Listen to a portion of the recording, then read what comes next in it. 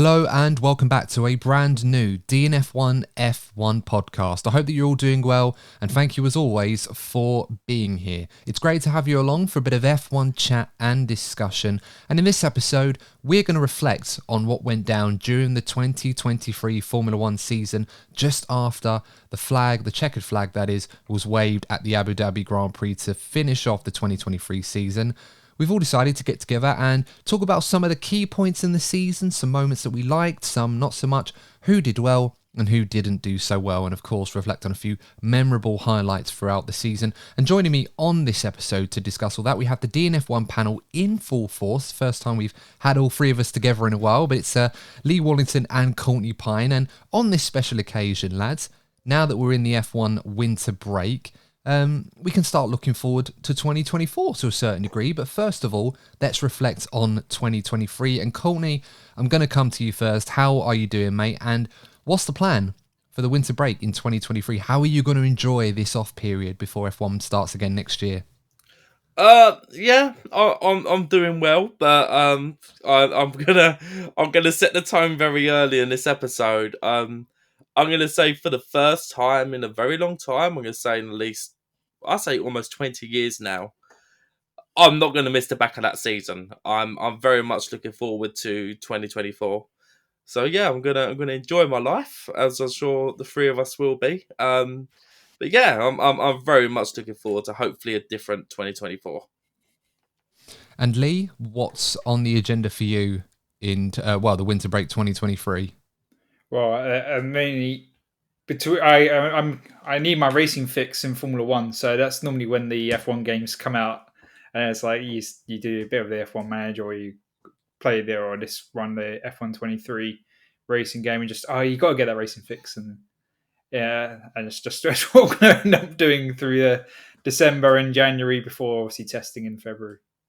All good examples, and as you rightly pointed out, a few months until testing in February. Yeah, as I said, it doesn't seem so long away. We often say this a lot, that 90 odd days. It hopefully does go by in a flash. I think we'll get to a certain point over the Christmas period where, or whichever holiday that you're celebrating, of course, to listen to this show around the world, you'll get to a point where you'll start to really feel that lull and miss F1. We're so used to it now. I mean, it's on our screens almost every single week. I remember there was a time when the F1 season, you could condense the whole thing in around 7 months, 8 at a push, and it never felt like enough. And nowadays, perhaps it feels like it's a bit too much, but you really do start to miss it, no matter what the season was like beforehand. But as I said, we're going to be reflecting on what went down in 2023 and what we've decided to do. And please play along if you are listening at home, whether you're on your favourite pod platform or if you are listening to this on the YouTube channel. Don't forget to like and subscribe, of course. But let us know in the comments section your answers to some of our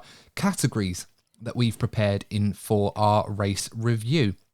First of those is a three-word reflection on the 2023 F1 season. We had a few in the comment section on our last video for the Abu Dhabi Grand Prix review. Majority of them were around Max Verstappen in particular. Davey11, one that I looked at and thought, yeah, that's probably worth a mention on the show, saying Max Verstappen rules. And I think that's a rather fitting three-word description of the 2023 season. It pretty much was dominated by Max Verstappen.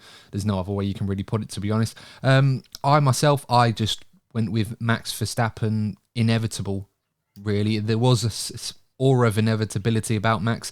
Lee, let's come to you. What was your three-word review of the season? I've gone for a bit of more of an abstract description, but my 3 words are close orange domination. Oh, I like that. It's the Orange Army in full force this season, not just for Max Verstappen, and the McLaren fans. And the McLaren fans, yes, absolutely. It was a good season for McLaren too.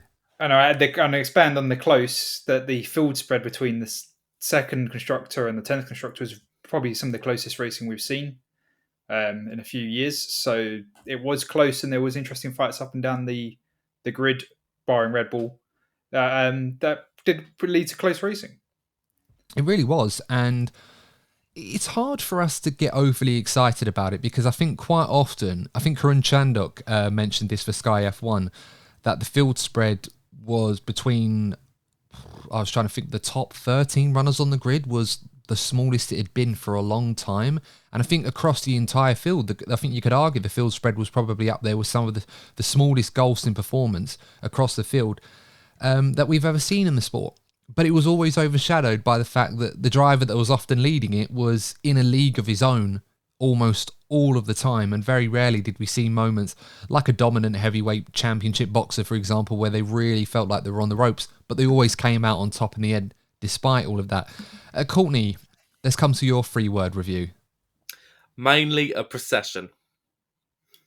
Ah, interesting. Let's talk about that in particular, because whilst it is easy for us to look at what Max Verstappen has done and admire that, there has been a lot of people, not necessarily rightly or wrongly, because everyone's entitled to their opinions on this, didn't enjoy not so much the dominance, but what it meant for the overall enjoyment of the season. I mean, what are your thoughts, Courtney? What inspired you to call the 2023 a procession, in your own words?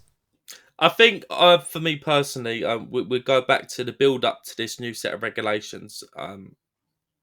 Promoted, much closer racing, and I think obviously we went through a long.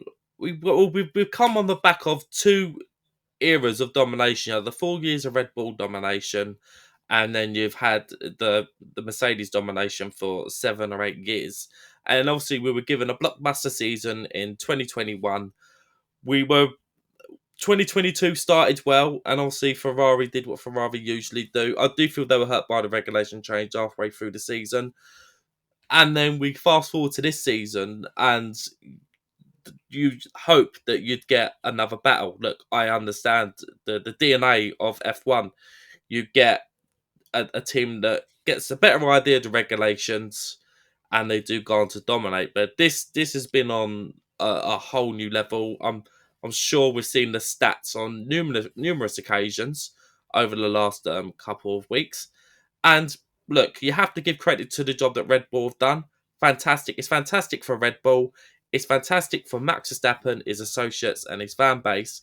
But for the majority of the fans that are tuning in, there are people that appreciate sports for different reasons. But a good fraction of the people that tune in, they want to see battle for race wins. And barring several occasions, we barely got that this season.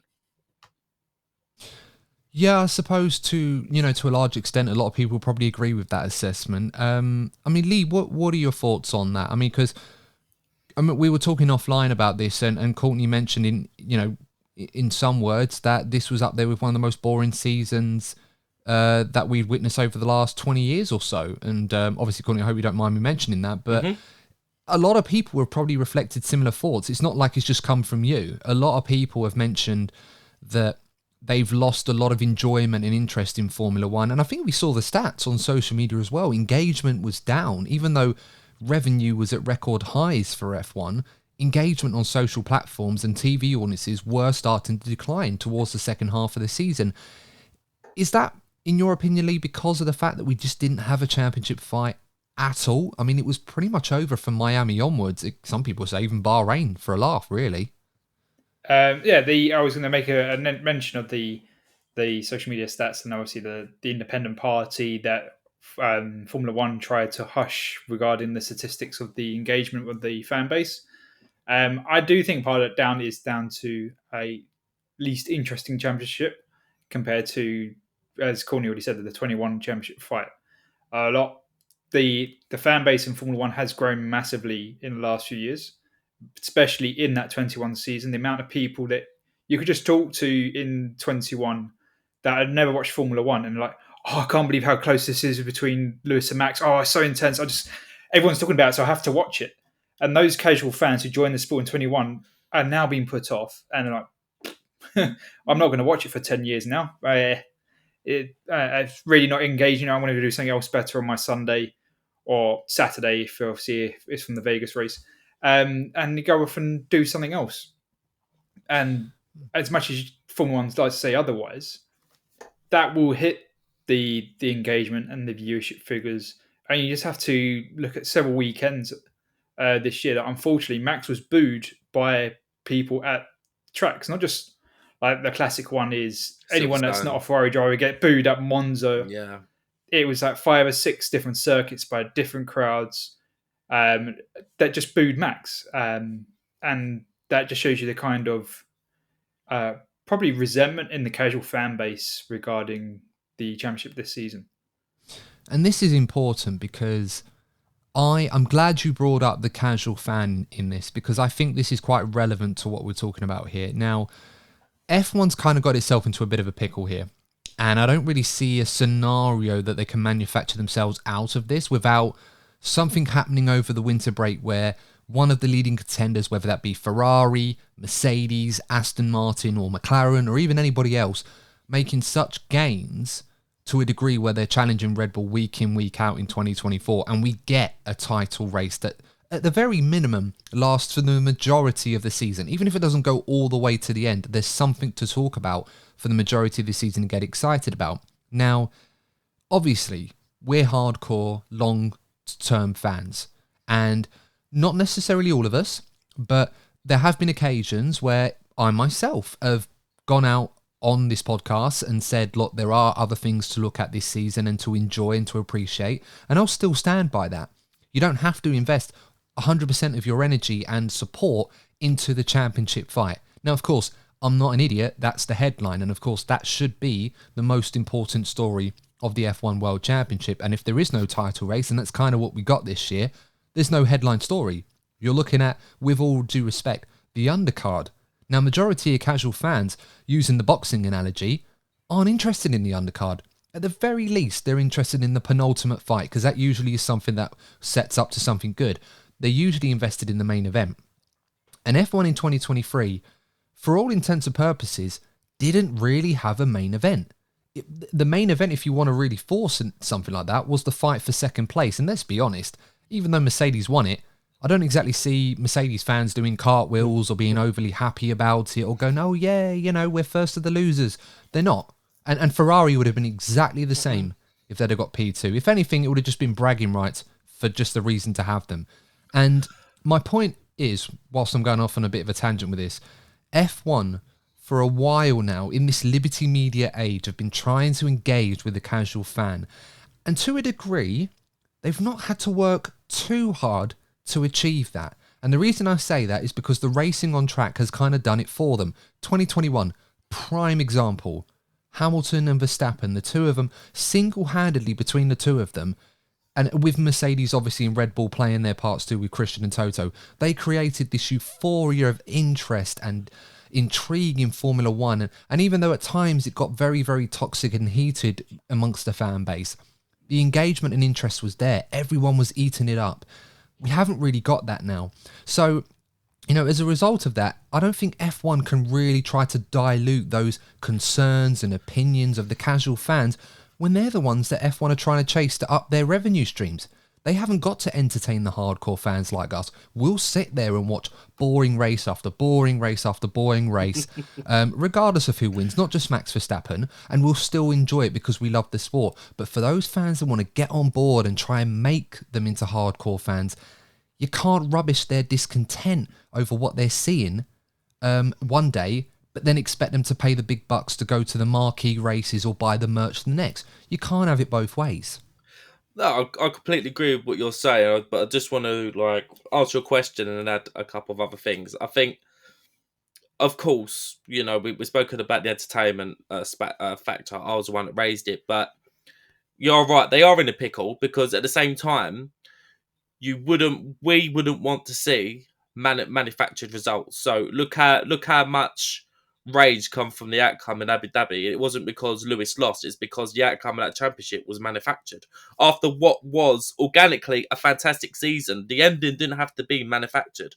It already did the job on its own. So we don't want to be seeing results becoming manufactured.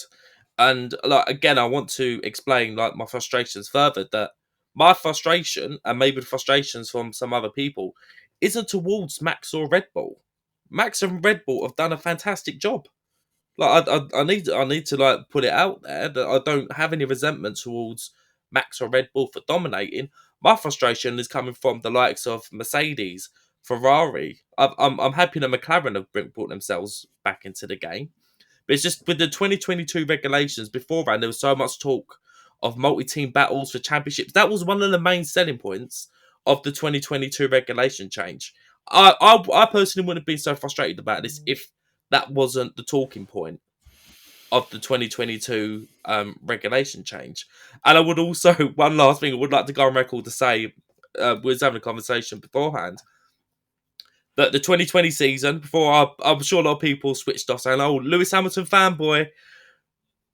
Before we start recording, we agreed that if it wasn't for us being happy to have some kind of racing in 2020 with the COVID restrictions, we did agree that the 2020 season would have gone down as a boring season if it wasn't for COVID. Yeah, in isolation, it wasn't an exciting season. But of course, we were just grateful that F1 was the first major sport, really, to actually have some action going on in that environment. And obviously, that's kind of what we thrived on. It's what we were looking forward to. And we were subjected to some really boring races, but we didn't care because life was hard. Things were difficult for a lot of people. And F1 was the refuge it needed to try and help it get through another week. And that's what it served. It was great like that. So obviously we looked at 2020 through rose-tinted glasses for that reason. But you're absolutely right to point that out. As I said already, I think the issue with live sport in that regard is that if you require us to dive deeper into the detail to try and extract reasons to make something seem more exciting than it actually is, then F1 aren't doing their job properly. And that's the reality of it. It's as simple as that. And look, I think we should move this on a little bit to talk a bit about Max Verstappen, because I feel like a lot of the points we made there may appear to be directed at the fact we're not happy that he was the one that was dominating. And I feel like we should look at his season stats as a whole. I mean, with Max Verstappen, it was an incredible season for him. 19 victories for him. Many pole positions, over 1,000 laps led. I think I've got a list of some of the stats he had. The highest win percentage in a season, that was confirmed. Most wins in a season, most points in a season, most consecutive wins in a season, most podiums in a season, most laps led in a season, highest percentage of laps led in a season, most consecutive wins from pole, most wins from pole in a season, biggest points gap between first and second, most consecutive races as championship leader, most consecutive points scored, most consecutive top two finishes, most hat-tricks in a season, most pit stops by the winning driver in one race, and the only driver to win 3 times in one country. Of course, that was America, for those of you keeping score. The stats speak for themselves, and I suppose the one question we have to ask this one, guys, seeing as we're reflecting on the 2023 season, did we just watch or witness the most impressive season by one driver in F1 history? Statistically speaking, yes, I would say so. In all of Formula One history, the fact that all those records have been set by Max this year just shows you the height he's taken the sport in regarding those records. Obviously, I'm not saying that they won't be beaten. He may beat them himself next year. But in existing Formula One... Epic foreshadowing. In existing Formula One seasons, he's definitely the most successful, dominant display by any driver in one team in history. And you have to think, next year there's more races. There's more opportunities to win. I mean, for Red Bull, the disappointment is that they didn't complete the clean sweep and win every race. There was that one blotch in Singapore, of course. But yeah, sorry, Courtney. No, I will go on to say, and I feel in years to come, the achievements by Max Verstappen, they will age like a fine wine. Because we saw it the same with Vettel in 2013.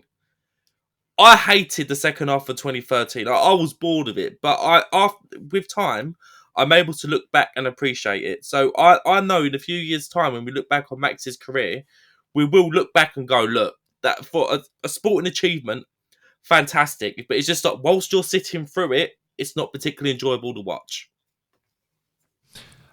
For most people, it's probably not. I mean, if you're a Max Verstappen or a Red Bull fan, you're probably loving it, and that's totally understandable. Everyone's entitled to their opinion, so it's absolutely fine.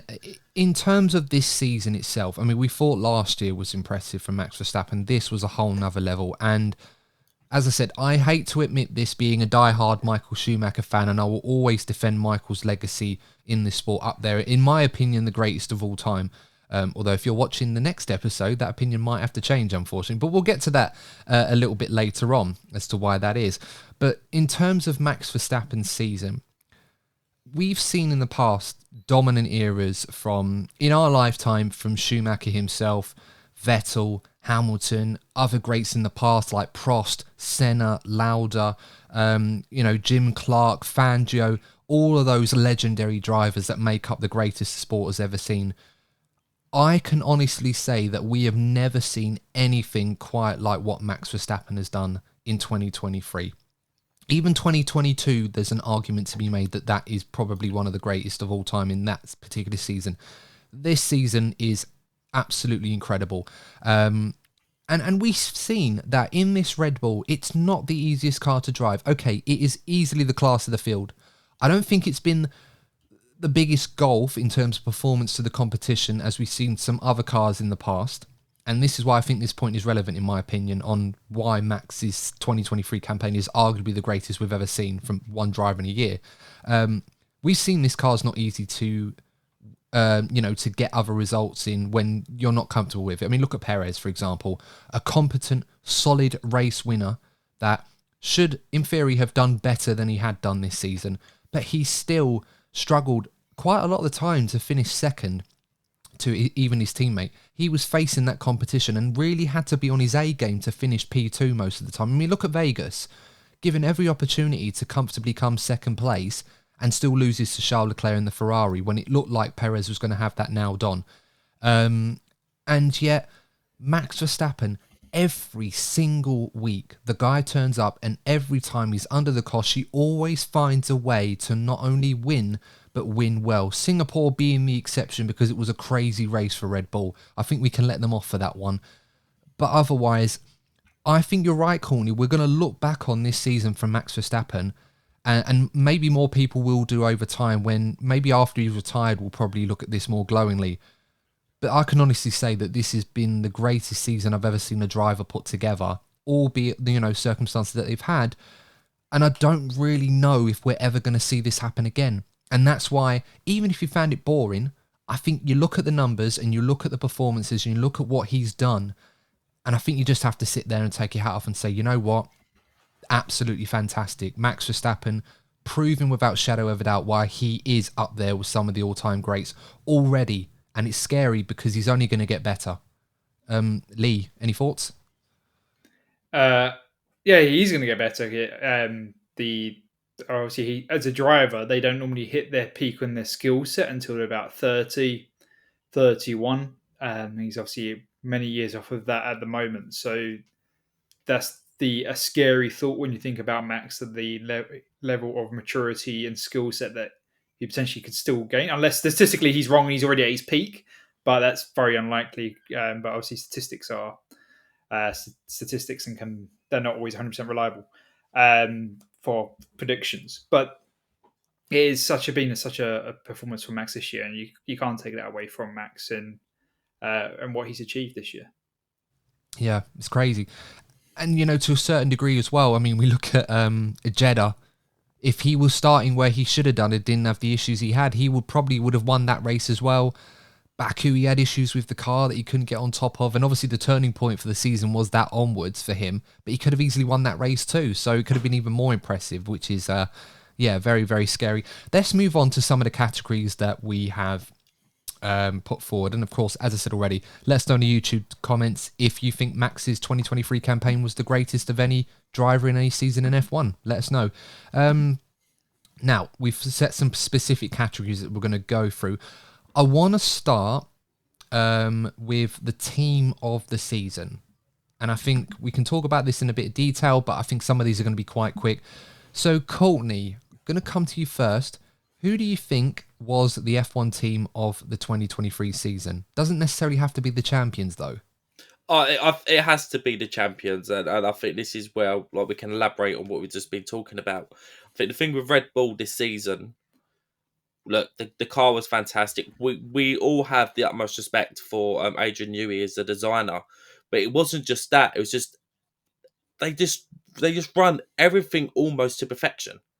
You look at pit stops, you look at strategy, they've just done everything brilliantly. So either apart from Singapore, the way they're able to set the car up. So for me, when you have a look at the team, it isn't just down to the car. And Red Bull have been ticking all these other boxes this year. Yeah, I can't disagree. I would say they've not been brilliant on the pit stops like they normally are, but I think we can agree they've not had to be. I think they haven't McLaren, yeah. Yeah, they haven't Sorry. made any. Yeah, they haven't made any errors that have. Look, even if you have to look at Perez hasn't had a great season. Red Bull haven't made any pit stops that have damaged either of their drivers' races. No, me neither. I mean, they might have made one or two, but again, we've not even noticed them because of how good they've been. As I said, I think McLaren, Ferrari, Williams have been better with pit stops this season than Red Bull, but that's probably the only blotch we can really throw at them, if anything, and it's not really mattered that much. Lee, team of the season, who you got? I've gone for a different team to be outside the box and not go for the champions. Gone with McLaren. Oh, please elaborate. I'm interested by this one. So, with McLaren, you think where they started after Bahrain, they were 10th in the constructors. They had no pace whatsoever. Lando was visibly furious at the situation that he was back of the grid and finishing towards the back of the grid in the race, and there was all these questions about, is Lando going to leave McLaren, and then McLaren had their plan through winter testing. They said the car's going to come, and all the other teams there's no silver bullet. They're just talking it up, and then McLaren turn up with their silver bullet and go, "Wait, this worked." And a silver bullet in Formula One is a very rare thing anyway. So the fact that they found a silver bullet and found that performance and just went on a rampage through the summer in a point scoring, that Lando Norris, for example, was at one point in the season was the only driver scoring more points than anyone else in the field apart from Max Verstappen. So the performance that McLaren did through that middle part of the season and developing their car and getting it out of the doldrums, and then set the world record for the world's fastest pit stop, which admittedly, as you said, Red Bull didn't need to because they would rather be guaranteed the results. But it's still another achievement, and yeah, so it's a really great season for McLaren in that sense. Yeah, I like that. I haven't got too many arguments for that. That being said, though, I know we'd often, you try to look beyond what the champions have done because sometimes the champions win, but I think with Red Bull, in my opinion, I don't think you can look past them for team of the season just because they were dominant last season, particularly in the second half, and we thought, could it get any better for Red Bull? And I think they've just took it to unprecedented heights, similar to what we said about Max Verstappen. I think I don't really know if you're ever going to get a better season for a team than we saw this year with Red Bull. And another thing, just on the win percentage front, like especially with Max, for him to set the highest win percentage in a season when previous record I think was Jim Clark or something like that, and there was like 8 races in the season and he won 6 of them. For Max to do that in a 22 race season and Red Bull to win 21 of those races, it's phenomenal. I just don't think there's any better way you can describe it other than what we've done just there, and there's a lot to say on that. Okay, biggest surprise this season, I'm going to go McLaren for me. I think we knew McLaren were going to struggle for a while in the 2023 campaign. They were mid-table and looking to try and make that step forward, and I think they surprised a lot of people at first because they were struggling. But the turnaround was absolutely brilliant, to a point where at quite a few of the races in the second half of the season, they looked the second fastest team. And I think it's because it's put them in a position where, in some people's minds, they're Red Bull's biggest challenger. Whether that materialises or not, I'm not sure. But I think McLaren's rise in the second half of the season in particular was an absolute breath of fresh air, and both of their drivers played a big part in that. So for me, yeah, they're the best surprise we saw this season. Yeah, I would understand that. I think that's a very logical suggestion. The surprise is one of the reasons why I put for the best team. Were they your biggest surprise as well, Lee? No, they weren't my biggest surprise. I got a different surprise. Oh, so who was that? Liam Lawson. Okay. I'm liking your answer so far, Yeah. Lee. Please. Liam Lawson, yeah. So after the AlphaTauri merry-go-round of their drivers this season, Obviously, the accident that happened to Daniel was really unfortunate, and obviously it was quite a bad accident for him. So getting a rookie dumped into Formula One that generally sometimes they don't perform great, sometimes they do. You have to look at Nick De Vries last season to have a great last minute replacement. But to then sustain it over multiple races to the point that we were actually questioning, should he have a permanent seat? And the fact and that car wasn't that great at that point of the season, because obviously AlphaTauri came to it towards the close of the season. But so the fact that he could get those performances and sustain it and impress and question that he should have a seat, I think was completely surprising, completely unexpected. Thought, oh, it's a rookie. He's going to be number 20th on the grid. He's going to finish 20th. He's going to crash. He's going to spin. Complete, utter mistake just until Daniel comes back, and then at least that would be some results. But he didn't do any of that, and I think that was a refreshing surprise to that part of the season. Yeah, I mean, it's got us questioning about it. I, for one, feel Liam Lawson should definitely be on the grid in 2024, unless something crazy happens at Williams with Logan Sargent, which I'm not expecting by any stretch of the imagination. He should very much be on that grid. I think he proved himself in such a small window as well, and he did such a great job, and it's a shame that a driver of his calibre isn't on the grid next season, as far as we're aware. That's why we need more teams. It's got to get more seats on the grid, better drivers shine through. Courtney, who is your biggest surprise this season? I'm going with a negative one, unfortunately, guys. I'm going to say Mercedes. Okay. Yeah. So why were they your biggest surprise? Obviously, it was well documented how much of a difficult season they had in 2022. Obviously, fast forward to this season, I think it's easy to reflect on this season and say, well, look, Red Bull was so good. But if you have a look at Mercedes' season in isolation, they're still having the same struggles understanding the setup of their car, and we're now 2 years into these new regulations. The fact that they obviously didn't even win a race this season, it just comes to show actually Mercedes are still far away from where they feel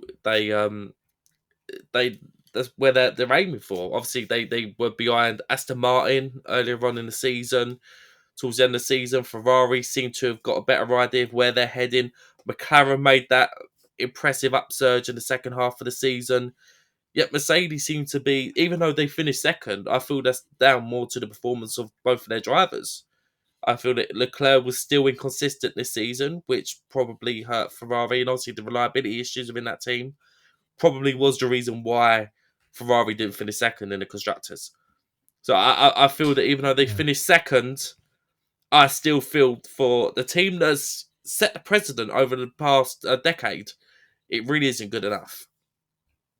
Do you think, looking all the way back to Brazil 22, Russell wins the sprint and he wins the main race on the Sunday? Do you think that result skewed Mercedes in the wrong direction, where they were perhaps at loggerheads over the concept of their car, what it was going to be in 2023? Do they remain with the hide pod concept, or do they switch to it?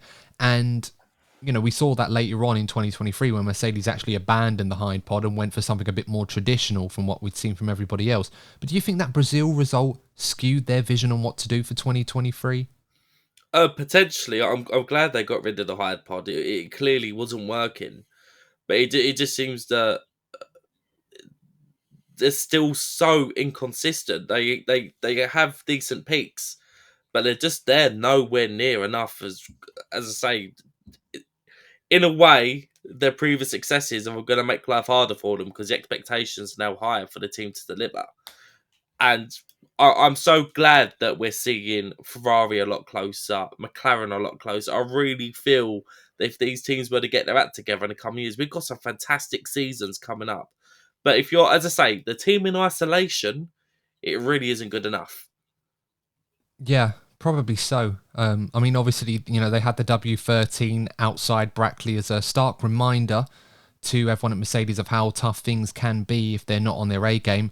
They're going to have to make some room for the W14, or at the very least replace the W13 with a 14, because the W13 actually won a Grand Prix in 2022, whereas the W14 didn't. So, yeah, tough times at Mercedes. And I'm with you, Courtney. I don't think there's a guarantee, despite popular opinion arguing the contrary, that Mercedes are going to be Red Bull's biggest challengers or get things right in 2024. They might be further along in that objective, but they've lost another year where if they'd have, gone the other way or did what they did in Monaco much earlier, they could have been much further along, like perhaps McLaren are, for example. And that does not necessarily strike confidence for me, but I'm sure people that have their ear closer to the ground and know a bit more than I do perhaps might feel differently. So we shall see.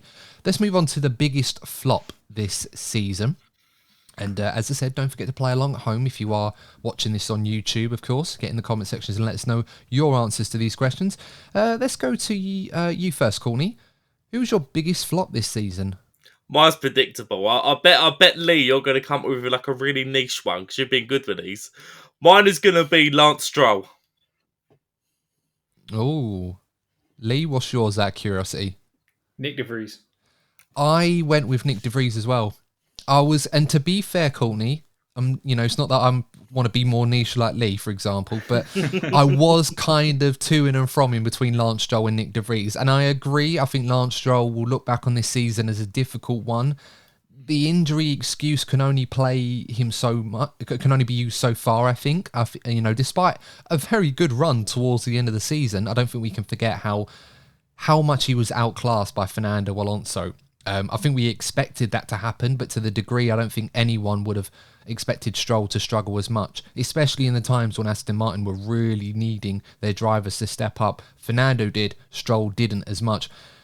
But I went with Nick De Vries because you can't go halfway through a season, lose your seat. Whether deservedly or not, that's up to people to answer. I'm not sure if it's fair really to get rid of a driver half a season. But I can't really argue a case to defend him and say that there wasn't anyone that flopped more than him this season, unfortunately. Lee, I'm guessing you probably thought along the same lines. Yeah, I think, although I do agree about what you said about Lance, the fact that he lost his drive halfway through the season, I think you can't flop harder than losing your seat. So that's why I went with Nick on that one, unfortunately. Yeah. I mean, if Lance was in the Red Bull program, for example, I don't think he loses his seat 6 months into the season. I think he loses it at the end of the season, assuming that he hasn't got the backing that he actually does have, for example.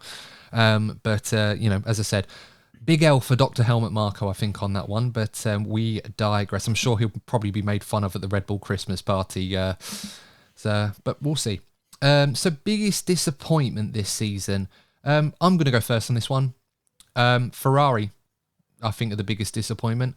And I say this because I feel more confident about Ferrari towards the end of this season, but I felt exactly the same way about them towards the end of last season. Once they got that P2, I thought, look, Ferrari, they were handicapped by what went down in the summer with the new technical directive that came through in 2022 with the flaws. It definitely hurt them, despite the fact that Ferrari didn't admit to it, and obviously the stuff in the fallout from Mattia Binotto leaving the team at the end of the season. I had hope that at the very least they'd be able to produce a car that could challenge Red Bull week in, week out, like it was doing for the most of the 2022 season.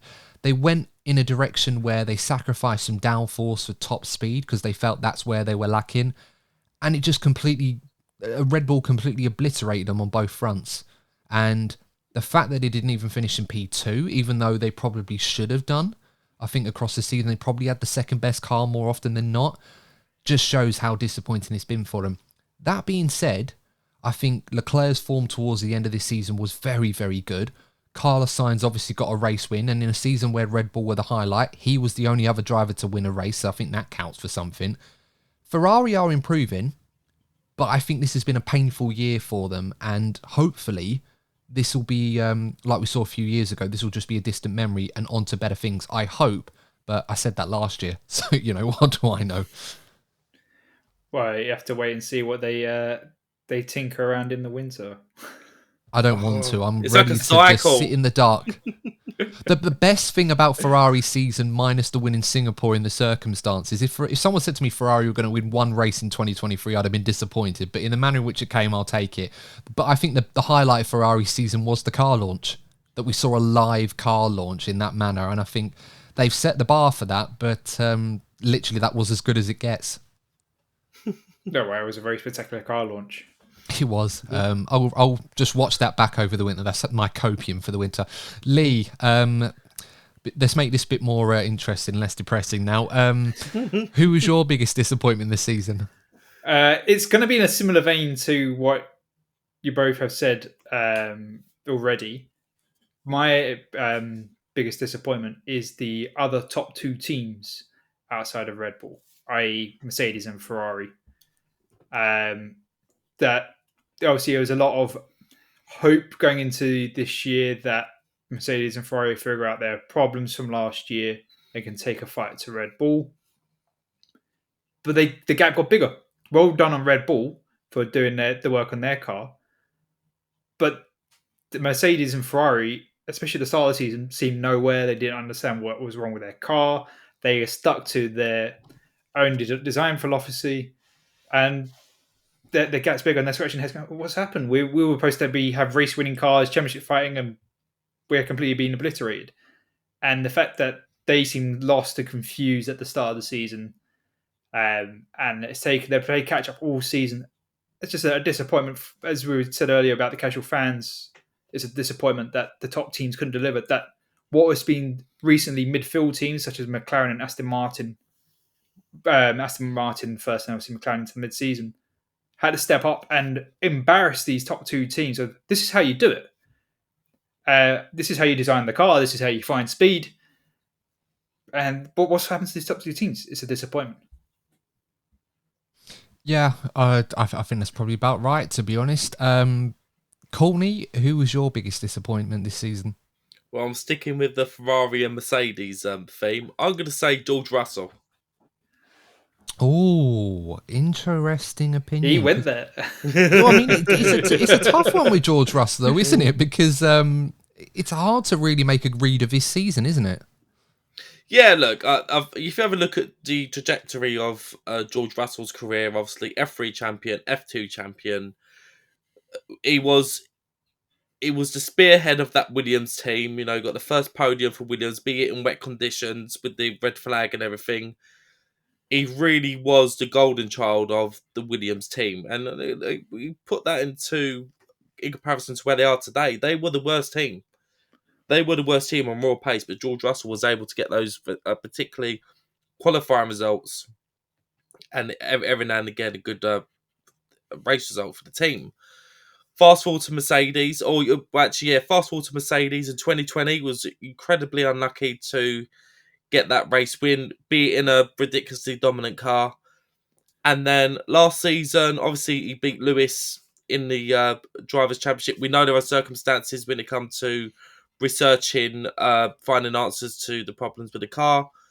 When they come this season, we know that Lewis has been fantastic this season, one of my drivers of the season. But I did think this was going to be the stage of George's career where I wasn't going to say he'd mount a challenge and, try to become the main man at Mercedes. But this was going to be the stage of his career where he's going to take that next step up. The way that we are seeing with Lando Norris. I always had George Russell down as, should we say, the heir to Lewis Hamilton's sort of star boy within the British fan base.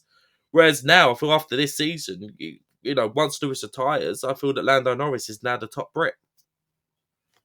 I think George Russell's season, it's a tough one because there have been some clear mistakes. There were the few moments he had with Hamilton in qualifying in Belgium and Spain that were obviously, Belgium was definitely probably more his mistake, even though it was the same circumstance in qualifying. You're not really looking in your mirrors. Spain, it was a bit of 6 of one, half a dozen of the other, really. I don't think you can draw too much from it. He had some reliability. Yeah, Baku with Max, that was probably definitely more clear-cut George Russell. Obviously, Vegas, although that was probably a bit harsh. But again, it's just lack of awareness, I suppose, more than anything else. But, make of that what you will. It's been an untidy season for George Russell. The speed is definitely there. And I think we saw that in Abu Dhabi, that when it all comes together and he's on it, he's as good as anybody out there. And I still think Mercedes hold on to that with George Russell.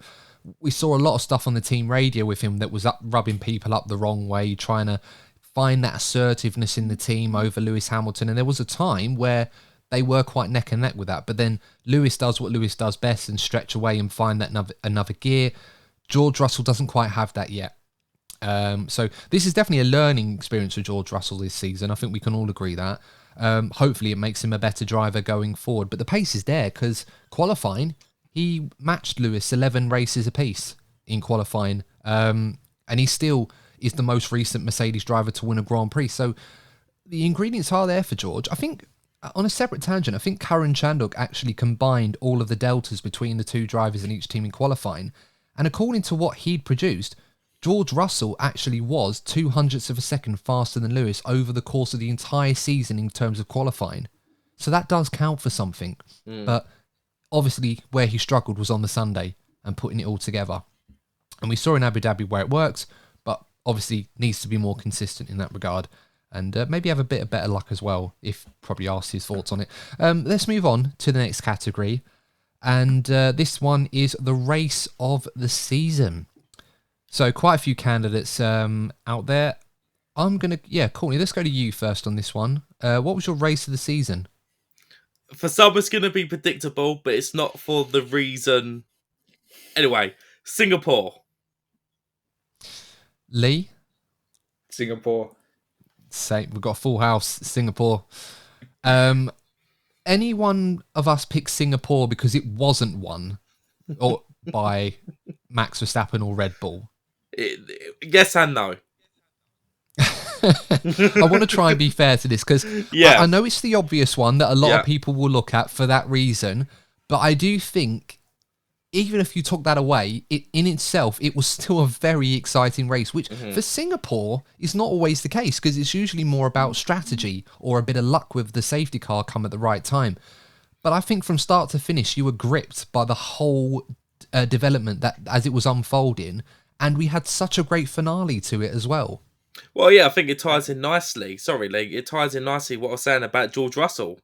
George Russell had the pace. George Russell was a guy who, on paper, should have won that race. Got a bit too desperate and binned it on with only a few laps to go. It was blockbuster. We binned it on the last lap, didn't he? He went for it to try and win that race. And if he'd have got Lando Norris towards the end, he probably could have won that race. It was set up nicely. But this was one of those races, in my opinion, what I loved about it was that I'm always a sucker for the strategy. I like seeing things play out. I know it takes a while for it to come to a boil and get really interesting, but I like to appreciate that as these things take their time to build out tactically. And I think we saw that in full force at Singapore. And as I said, not just because of the chaos involving Red Bull being absolutely nowhere, but it was so tantalisingly exciting and it had everyone on the edge of their seat. And it was, as I said, I think this was a very worthy candidate for Race of the Year for all the right reasons. Yeah, I agree with you both on that. And I would also say that the chaos and therefore the ensuing unpredictability was gripping through the entire race. And not just because, Max didn't win, but the fact that, we've done our race reviews this season and we've generally gone, who's going to win? Max Verstappen. Who's going to win? Max Verstappen. No discredit to Max on that, but the fact that we couldn't predict who was going to win because, as you already said, Adam, the strategy variables that will Lando get Carlos, will Carlos hold on to it? Will Mercedes come through? Will Max actually turn up and steal a victory as he's done so many times this season from behind? And all that, those different variables, it was just gripping until the very end. And that's what made it the race of the season. Yeah. I couldn't agree with you more. Also, Ferrari won, so that's always a play in my book. That's always a tick. So can't complain there. Okay, so we've gone for the best race of the season. I'm really intrigued to know what your guys in the comments section thoughts are on that one. Do let me know what was your favourite race this season. The worst race of the season. This one might prove to be a bit more difficult, I think, because there were quite a few races this year that, for different reasons, could probably fit this list. So I'm curious to see what we come up with. I'm going to go first. Hungarian Grand Prix.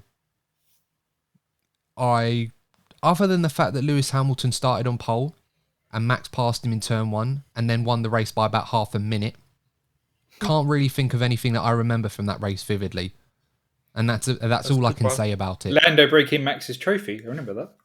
Yeah, that happened after the race. Yeah. I'm not letting you credit that race. So that, I mean, if you're a Max fan, get on that one as well for worst race of the season. Lando broke his trophy. There you go. The fact that you brought that up, the only thing that I can remember from that race, and you had to prompt me to remember it, I think that proves my point.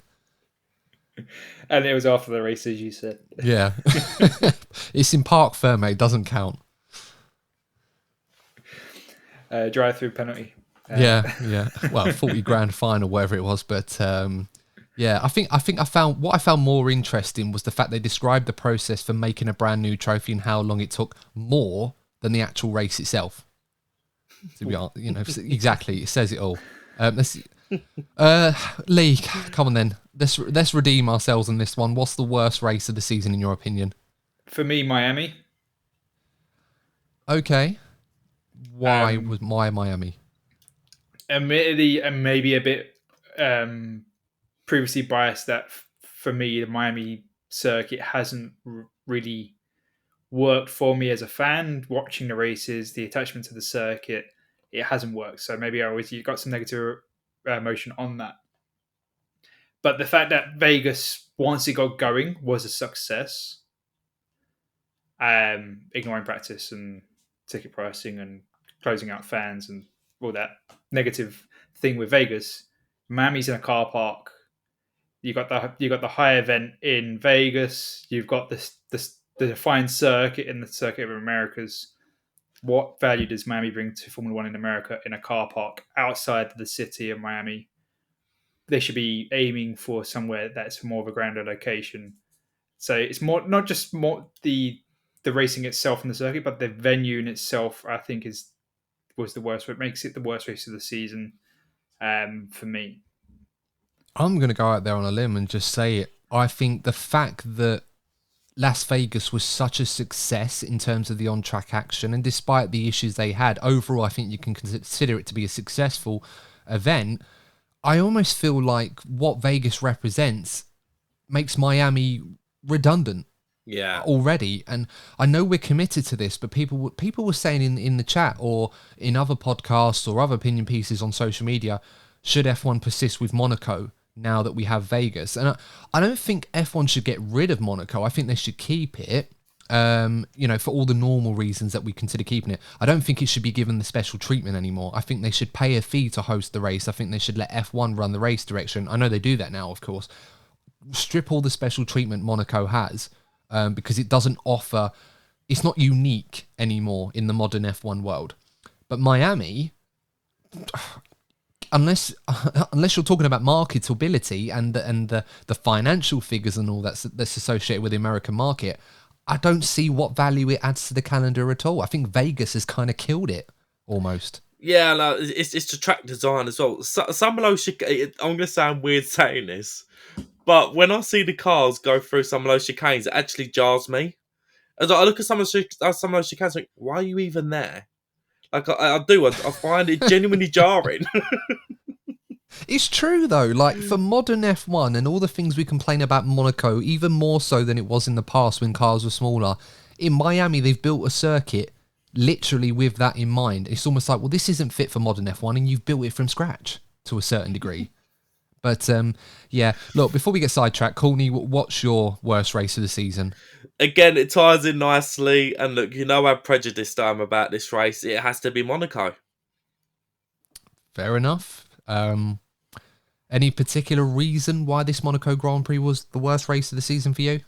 Again, we've said it many, many times on this podcast. Look, the qualifying's always great, but the race itself is a non-event, unless you have some rain. But now they bloody red flagged that when you get some spots of rain.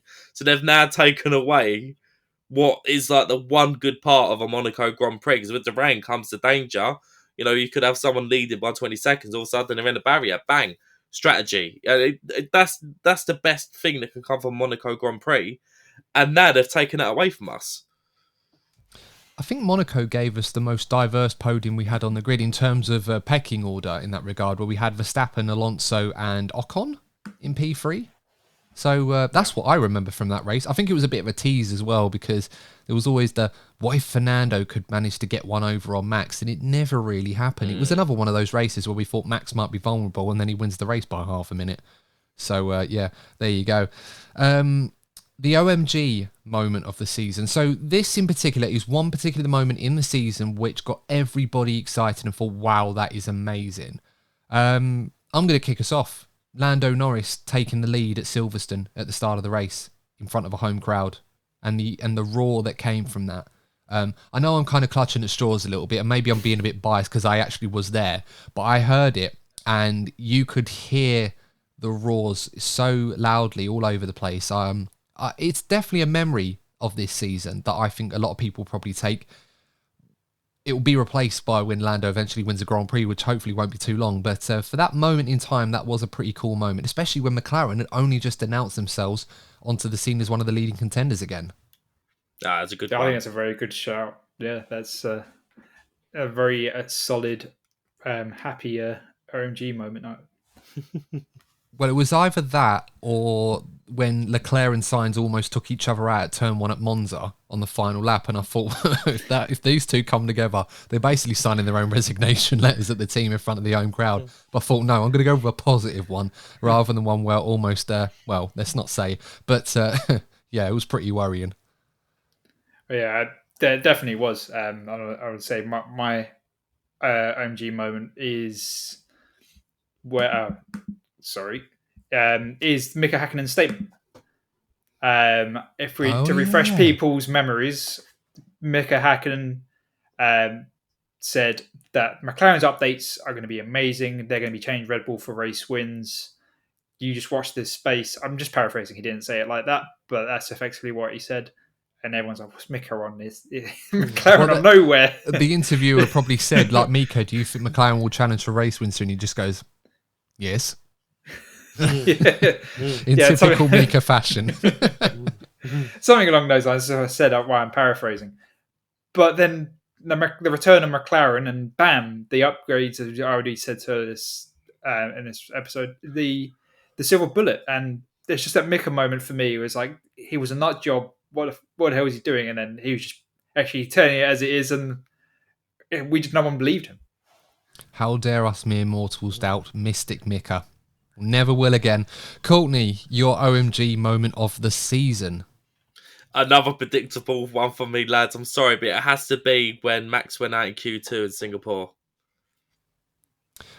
Yeah, that's probably up there. I think the mere shock of the fact that we thought they were going to turn it round despite the struggles, and it was Liam Lawson, wasn't it, that knocked him out in Q2. I remember now. That's probably why Liam Lawson's not on the grid in 2024. They still haven't forgotten. They went through his post-review after the stint he'd done, sat him down and literally ignored all the points he scored, or the performances. They just got that picture of him, or that video of him out knocking Max out in Q2, saying, you're not a team player, Liam, I'm sorry.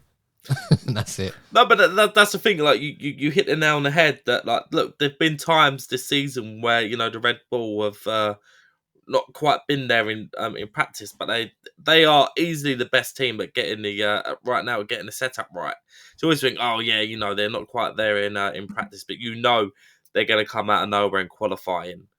And yeah, like when he actually went out on raw, like we'll say on raw pace. Obviously, given everything that's happened this season, yeah, that for me is definitely caught me off guard. Yeah, absolutely. I think that's a good one as well. I'm curious to see what some of the people in the comments section put in as well. What was their OMG moment of the season? Okay, so moving along, not too many left to go now. The 400 IQ moment of the season. So this is any moment in the season where any driver or any team produced something that is absolutely shocking, but remarkable, and also, more importantly, absolutely genius when we look back on it. Courtney, you seem very eager. I'm going to let you go first on this one. What was your 400 IQ moment of the season? Do you know what? It wouldn't surprise me if this one's a clean sweep. Let's see how this ages. Carlos Sainz in those final laps with Lando Norris. I agree. That radio message from Carlos on the DRS call saying, I'm keeping, paraphrasing of course, keeping Lando Norris in the DRS so he could defend from George Russell and it was successful, and it got Carlos the win. And the best part about it, Lando knew what was going on. He knew he didn't have the pace to win against Carlos, but he knew if he worked with him, they'd finish 1 and 2. Carlando at his absolute best. I think we should give that to both of them to a degree. A shared one for them, because they deserved it on the day.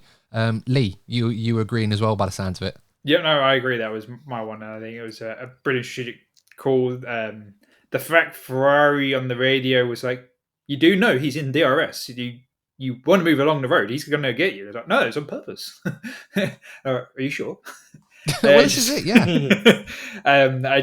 If Carlos, we said it about Carlos time and time again.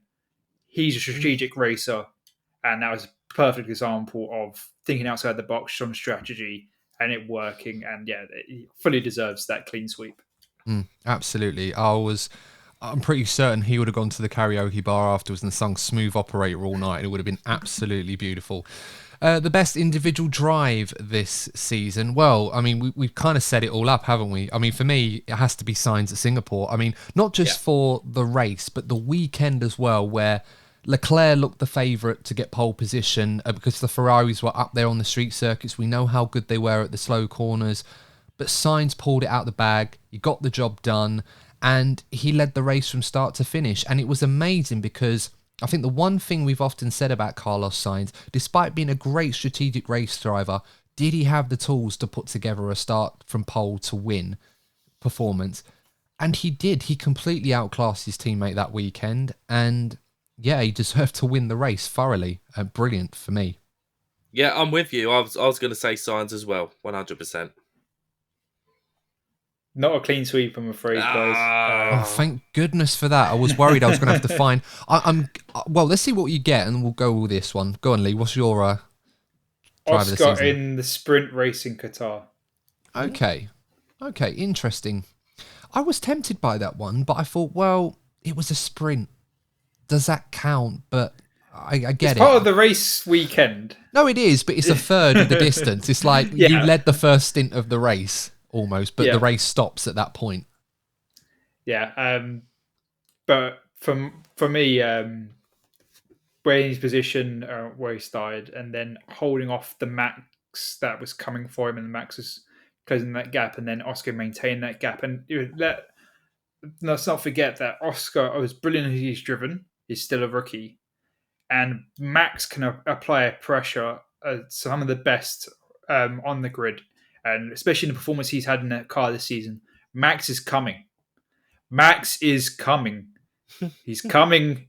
And Oscar maintained it. That's my free word review for the season. I'm changing it. Max is coming. My mind's not here right now. That's our OMG moment of the season right there. I bet a few of his fans have dreamed about those words being said. Oh, they've probably done a few. That is not what I intended, guys. I don't know what you guys are talking about. No, Lee. Proceed. But the fact that Oscar handled that pressure, yes, it was only a third of a distance, but he's still a rookie against the champion and the performance that Max has delivered this season. So I think it was a brilliant drive for Oscar. Yes, it's a third of a race distance, but I think it's pretty deserved for me, the drive of the season. Yeah, no, fair enough. Just a quick one before we move on to the final category that we've done. Is there a best Max Verstappen drive for 2023? There's two in mind that I'm thinking of. Yeah. Austin in 2023. I thought that was a brilliant drive for Max Verstappen because that race could have easily been won by Lewis Hamilton, but I think Max did a great job to make that strategy work. And also Miami, I think is probably another contender as well. I think Miami for me. Yeah. Courtney, what about you? Do you know what? I'm going to give it this one for different reasons. Because I've been so quick to criticise the dominance. My most enjoyable drive for Max was Vegas. Like, that is the Max Verstappen that I love to watch. The drama, the chaos, the attitude it gives on the radio, and still had the skill to win that race. So, yeah, that's why, for different reasons, I'm going to give his drive in Vegas. I think there's an honourable mention as well for Jeddah, which is ironic because it was a race he didn't win this season. and yet he started basically plumb last, managed to get it all the way up to P2.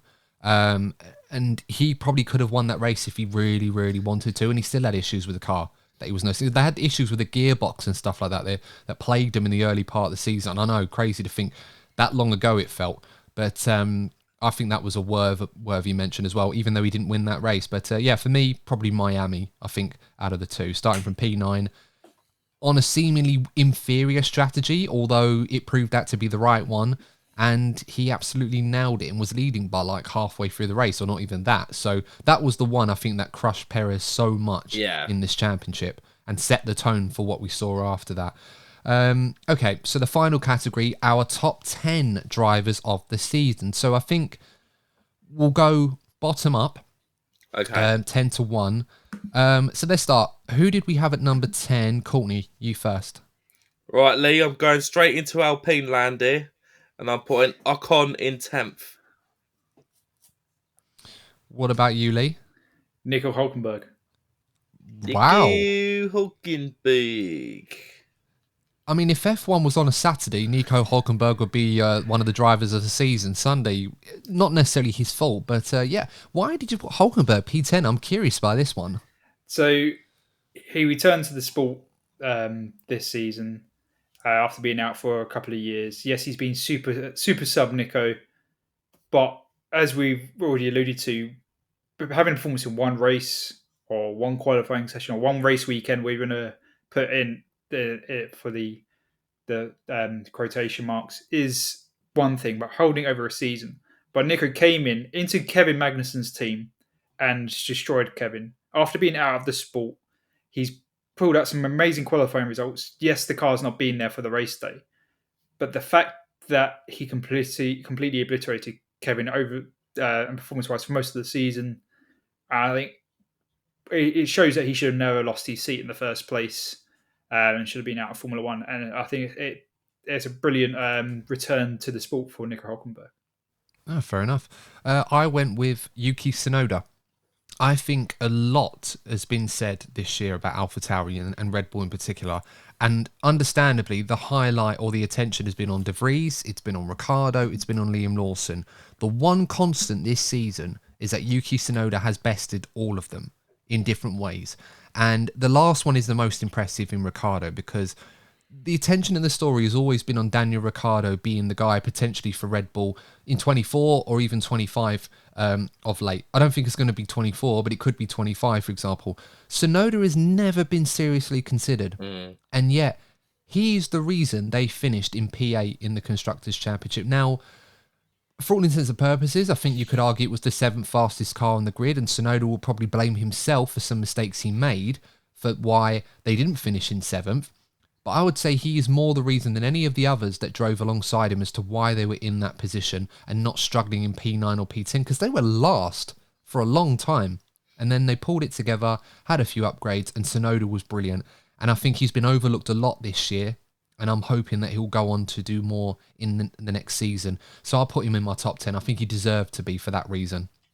Number 9 now. I'll go first on this one. Alex Albon. Yep, Alex Albon. I went Pierre Gasly. Okay. Okay, not bad shouts at all. 8th. Courtney, your list is getting interesting. I want to see who's in P8 for yours. George Russell. I went with George Russell as well. Lee? George Russell, clean Hey! sweep. Yay! See, we don't share these lists in advance, so it's kind of nice when we sync up every now and then. P7. I went with Oscar Piastri. I went with Leclerc. Oh, okay. Carlos Sainz. Right. Courtney, why is Leclerc P7? That's an eye-catching one. Because I feel that over obviously 2022, you got to think that he was going for a championship. And in my opinion, this season, we'll go over the season, I feel that Carlos Sainz has actually been the better and more consistent driver. So obviously with him winning the race, and I don't know, I feel that Carlos Sainz has sort of stolen a march. We know that, and that's the thing, we know that Leclerc has the ability to be a multiple world champion. But I feel that Sainz had a better season. I can't remember what the points tally was saying, but I just feel that Carlos Sainz was there more often than Leclerc. Well, Leclerc finished ahead of Sainz at the end. I think the last race he overtook him. Yeah. But no, fair enough. Okay, so P6 we're up to now. So I went with Carlos Sainz as the sixth best this season. I went with Piastri. Okay. Lee. Charles Leclerc. So Oscar Piastri is probably an interesting one because you and I, Courtney, have put him 6th and 7th, respectively. What have you made of his rookie season? I mean, we know we were expecting him to be good, but has he exceeded expectations, or did he perform to the level we expected? I say he's exceeded expectations, particularly given he had the little break after winning the F2 Championship. He's coming to a team where the car was awful to start with. His teammate is obviously the leader of the team. Probably, I'd say, the most popular driver on the grid. He's coming with a lot of pressure on his shoulders, and he's just molded into that team perfectly. Yeah, I mean, when you look at the points tally, it doesn't look that impressive compared to Lando because Lando scored more than double the points. Oscar has had some bad luck, of course, in some races. And Oscar's one of those drivers that I think what I like about Oscar Piastri is that he's very upfront with when he's been below par and he knows how to rectify these issues. And we saw that in Qatar, a driver that is mature beyond his years, has an immense talent. And I think he's justified why McLaren decided to nab him from Alpine. It was a risky move, but it is coming along. And I'm excited to watch his progress next season, almost probably more than anybody else. I'm curious to see where this goes. So I'm not surprised to see us put him quite high overall this season. Lee, who's P6 for you? P6 for me was Charles Leclerc. Okay, fair enough. Okay, so P5 now. Lee, I'm going to let you go first. Who was 5th for you? Oscar Piastri. Okay, so we all put Piastri quite high. Up to us to decide if we overrated or lowballed him. But the fact that we put him 5, 6, and 7 in that regard, we're in the similar sort of ballpark there. So all equally impressed. Courtney, P5 for you. Alex Albon. Oh, got to ask, Courtney. We didn't talk much about Alex Albon when I think Lee and I put him further down the list. So why did you put him 5th? I think he picked up some points for that team he had no right to pick up. If you have a look, generally speaking, the Williams wasn't the 7th fastest car on the grid this season. It was Logan Sargent obviously coming as the rookie, but I feel that Alex Albon just was always there. The ways that we saw George Russell during his time at Williams, whenever there was a sniff, Alex Albon was there. And as I said, particularly if you think about how competitive the top 10, or should we say the top 5 teams were when it comes to points finishes. Really, if you have a look at it on paper like that, this is what I mean. Alex Albon had no right to pick up the amount of points he did this season, yet he did. Yeah, you know what? I think you're absolutely right. And I almost feel quite bad that I put him 9th. I probably would want to put him higher. But yeah, I mean, he scored, 96% of points that Williams scored this season. That car probably should have been the 9th fastest on the grid at best. Some people may make a case that it was the slowest on the grid. And they definitely were the team that exceeded the expectations more than anybody else. And Alex was a big part of that. And I don't think we can ignore that. In a way, if you took away that season at Red Bull where he was trounced by Max and really struggled, his career would probably look much more impressive based on what he has achieved since that season. And I'm loving this character redemption arc of Alex Albon. And I think he's grown into a very solid, capable F1 driver. A team leader in his own right, I suppose, at Williams as well. I don't think he's amongst the A+ rated drivers on the grid. But if you're one of the big teams and you're looking for a new number 2 driver within reason, I don't think Alex Albon would be far away from being at the top of most of their lists. I think he's deserved a praise this season, and hopefully he goes on to do more with Williams next year. I mean, everything about Williams has been encouraging, and Alex has been at the epicenter of it. I like that very much. Lee, Did you do your P5? You did, didn't Yes, you? yes. Right. So mine. Sorry, just had to make sure I checked there. P5 for me. Again, maybe I'm being harsh, but I'm going to say Lando Norris. And I think, as brilliant as Lando Norris has been, I do think there are still a few occasions where he's made a few mistakes. Qualifying seems to be his Achilles heel when it really counts in Q3. And we saw this in Abu Dhabi, and we've seen it a few times over his career. The Bahrain kid as is well, wasn't it? absolutely rapid. Bahrain, yeah, he could have been on pole there. He was absolutely rapid. But when it needs to be all put together, that one lap, and this was something Charles Leclerc used to struggle with as well, and now he's arguably the best qualifier on the grid right now. But when it all needs to come together, Lando just sometimes he's not able to hook it all up. And I think once he gets that right, it will make, because the races will be so much easier for him when he gets the qualifying positions that he deserves to be getting.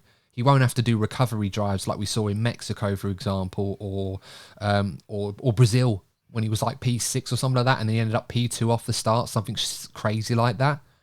So yeah, it's a tough one, and I think yeah. Sorry, I do agree with what you're saying, Milando. I have put him higher, but you are right.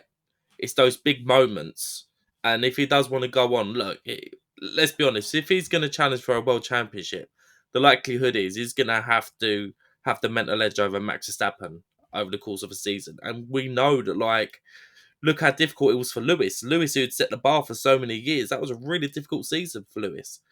So Max Verstappen has really set the bar now, and Lando is going to have to really work on his mental fortitude if he is to beat Max, because he has the pace, but I feel he's a little bit too hard on himself when he makes a mistake. He really does beat himself up too much.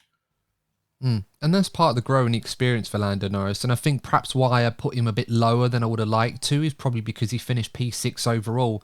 If he'd got a point or two more, which would have put him P4, perhaps I would have scored him a bit higher. But when you've got a car that suddenly becomes the second fastest thing and the expected challenger of Red Bull, and it doesn't quite live up to that more often than not, you got to ask why that is. Are we being too over-optimistic with McLaren?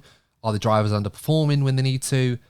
All valid questions, but yeah, that was kind of my logic for where I put Lando in fifth.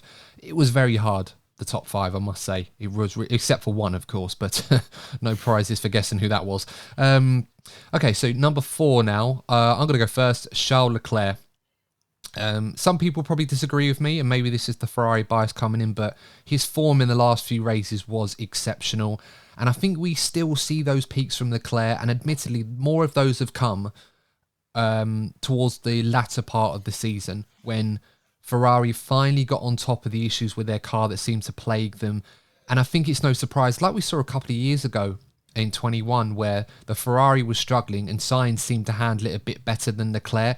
Once Ferrari kind of understood their car better, Leclerc was exceptional. And I think the Vegas race, I don't care who I have to justify this to, Leclerc should have won that Grand Prix, and by some distance as well, which wasn't even close until the safety car came out to change things. And I think that just describes how good he's been. And I think, how many pole positions did Leclerc get this season? I mean, it was remarkable. I mean, over one lap, he was phenomenal. And I know people use that to knock him down, but it's because the Ferrari's not a great race car by comparison. And I think other than Michael Schumacher, he's scored more pole positions now than any other Ferrari driver. I don't think that can go without saying. So I think his season, when you look at the numbers and look at certain details, looks more impressive than it actually was. Or maybe it's the other way. I don't know. I'm kind of losing my mind at the moment on this one. But I'm going to sit there and defend him. P4 for me, yeah, Charles Leclerc.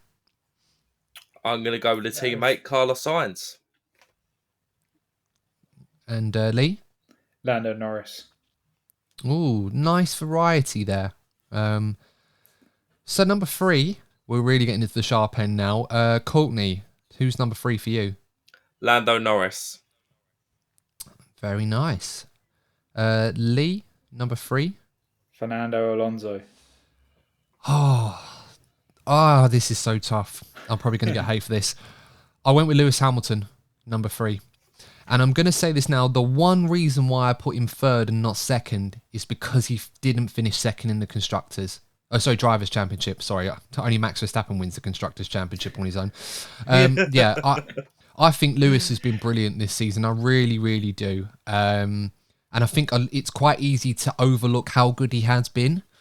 But I think there was a real chance for him to get P2 in the Drivers' Championship, and his form dipped. He was very unlucky in Vegas, admittedly. Brazil, it didn't work out for him because the Mercedes was dreadful. Abu Dhabi, it was just a miserable weekend for so many different reasons for him. And that was at a time when there was an expectation where, in Brazil especially, if anybody could win a race or beat Max Verstappen, it was Lewis in the Mercedes. But it just completely capitulated.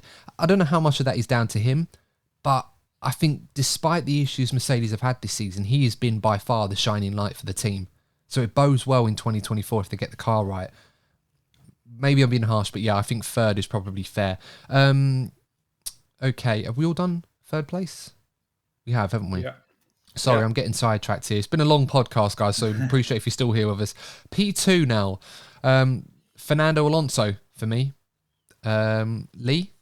Lewis Hamilton. Courtney? Lewis Hamilton. I just want to check. Courtney, did you put Fernando Alonso in your top 10? I didn't. I have a petty reason for it, which I'll explain at the end. I thought you hadn't, and I thought to myself, I must be either completely out of my mind or you've not put him in your top 10.